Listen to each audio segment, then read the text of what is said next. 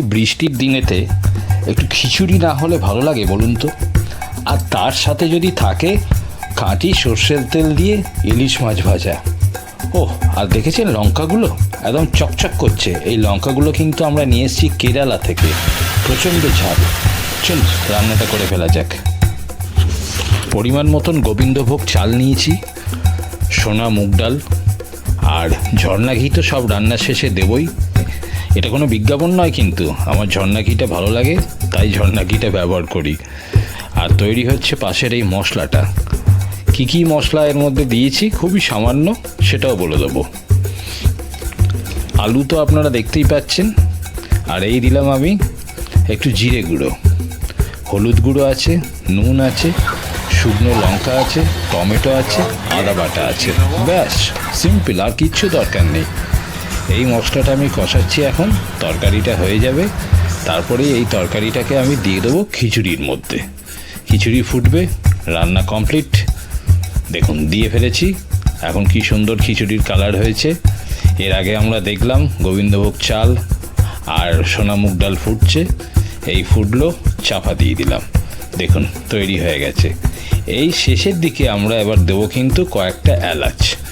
এলাচ বাটার দরকার নেই, এইভাবে খোলাটাকে ছাড়িয়ে দিয়ে দিই, ব্যাস ও সুন্দর সেন্ট তৈরি করে দেয়।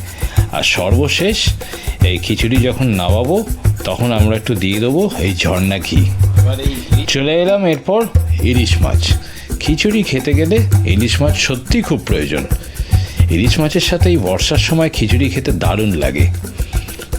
এটা আমি সিম্পল ইলিশ মাছটাকে ভাজবো তেলেতে। তার আগে একটুখানি আমি নুন মাখিয়ে নেব আর হলুদ মাখিয়ে নেব, ব্যাস। এই দেখুন আমি হলুদ দিচ্ছি, খুব সাধারণ একটা কোম্পানির হলুদ। অল্প সামান্য হলুদ দিয়ে পুরো বডিটাকে মাখিয়ে নিতে হবে, এটা আপনারা সবাই জানেন।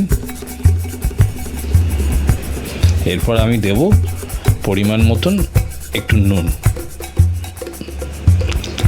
হ্যাঁ, এইবার কড়ার মধ্যে আমি দিলাম সর্ষের তেল। তেলটা বেশি করে দেওয়ার দরকার নেই, কারণ ইলিশ থেকে তো এমনি তেল ছাড়ে। তবে হ্যাঁ, এই ইলিশ ভাজার সাথে যে তেলটা তৈরি হয় সেই তেলটা দিয়ে কিন্তু ভাত খেতে দারুণ লাগে। এক থালা ভাত কিন্তু এই ইলিশের তেল দিয়েই উড়ে যায়, এটা আপনারা সবাই জানেন। এরপর আমি ইলিশটাকে ছেড়ে দিলাম, এটা ভাজা হবে, দারুণ খেতে মজা হবে।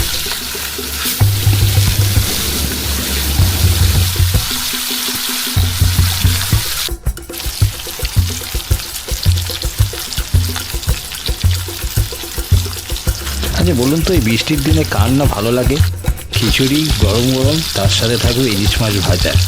হ্যাঁ, বেগুন ভাজা, পাঁপড় এগুলো থাকলে খুবই ভালো লাগে, কিন্তু সেটা করার মতো না আমার আর সময় নেই। এইটাই যথেষ্ট। চলো গরম গরম এবার আমি খেয়ে নেব।